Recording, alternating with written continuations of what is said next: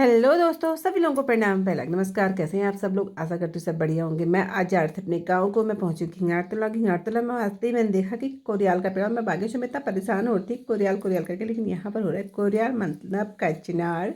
तो इसके जो गोफन होते हैं उसका बनता है रायता, जो मैं आपको दिखाऊंगी। टोड़ा सा था मैंने थोड़ा सा, उसके बाद में चलेगी तोड़ करके मैंने रखा थैले में। उसके बाद में चलेगी अपने गांव। गांव पहुंची। गांव की एंट्री ये है, क्योंकि सारी हवा चलती है। आजकल पतझड़ का मौसम है, तो आंगन में सारे के सारे बांज के पत्ते हो रहे हैं। बांज के पत्ते से सारा का सारा आंगन भरा हुआ है। अभी अभी पहुंच ही रही थी मैं, सुबह सुबह आ गई थी आज, क्योंकि मैं कल से घिंगार तो लाई थी और मैं शाम को फिर नहीं आई। तो मैंने कहा चलो, सुबह सुबह मेरे को मेरे हस्बैंड ने छोड़ दिया घर। तो घर में आके देखा बहुत सारा काम था। यहाँ पर बोया था मैंने उगल, जो कि बढ़िया जमा है। और आंगन का हाल ये है। सरसों तो पड़ोसियों ने निकाल के रखी थी, जो कि निकाल के रखी थी, तो सूख भी रही होगी, थोड़ा सा नहीं भी सूखी होगी। और आगे का खेत ये है, पूरा का पूरा मतलब बाँस के पत्तों से सारा का सारा खराब होता। मैंने कहा चलो धीरे धीरे करके अब काम को शुरुआत करते हैं, साफ़ सफाई करते हैं बढ़िया करके। तो अभी मैं भी अंदर नहीं गई हूँ। मैंने कहा चलो पहले वीडियो बनाई जाए, अभी दरवाज़ा खोलना ही है।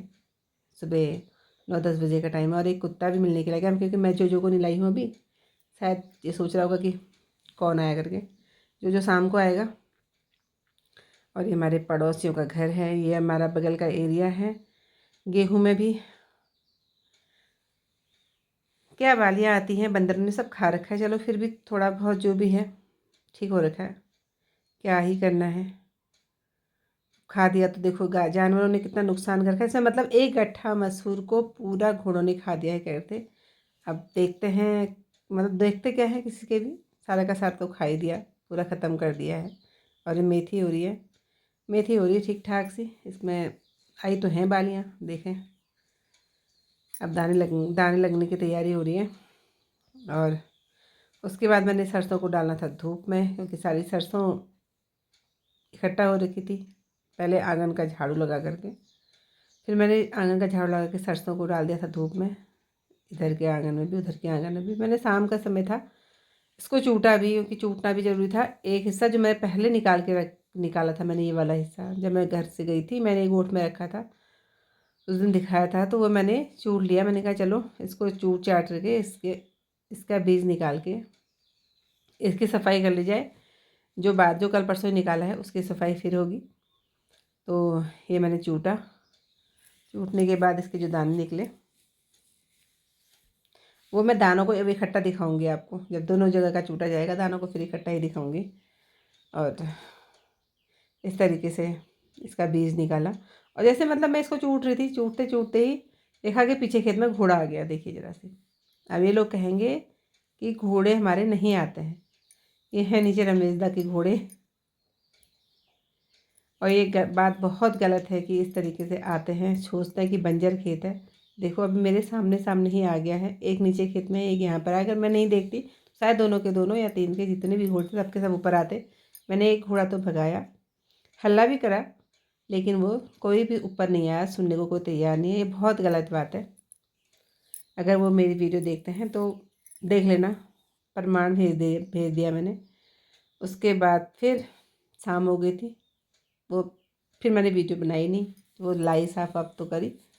उसके बाद शाम हो गई थी, तो मैंने कहा चलो आज बनाते हैं कोरियाल के फूल, मतलब कि कचनार के फूल और उसका रायता।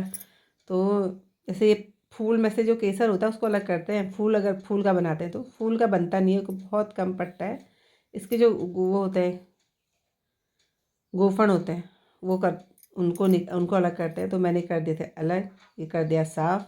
साफ़ करके इसमें इसको उबालने के लिए रखूँगी। इसको उबाल करके बनाया जाएगा इसका रायता। तो मैंने गर्म पानी, तो मेरे पास था, तो मैंने गर्म पानी चूल्हे में रखा था, तो गर्म पानी इसमें डाल करके इसको थोड़ा सा उबाल दिया।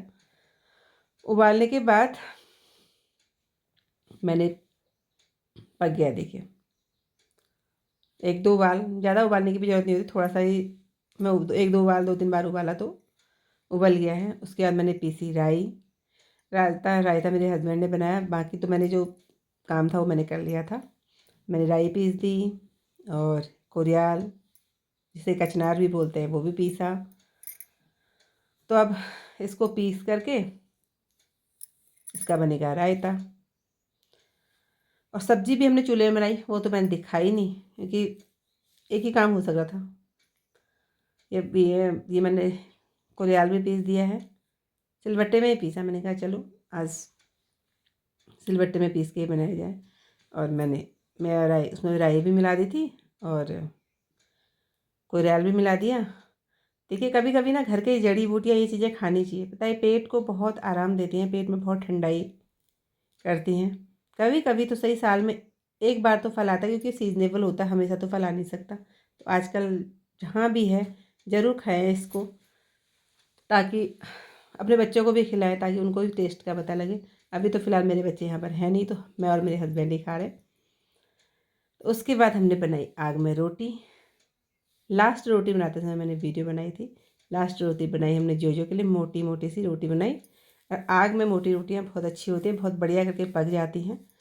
तो भाई हमारा तो खाना बन के तैयार है, खाने को भी तैयार है।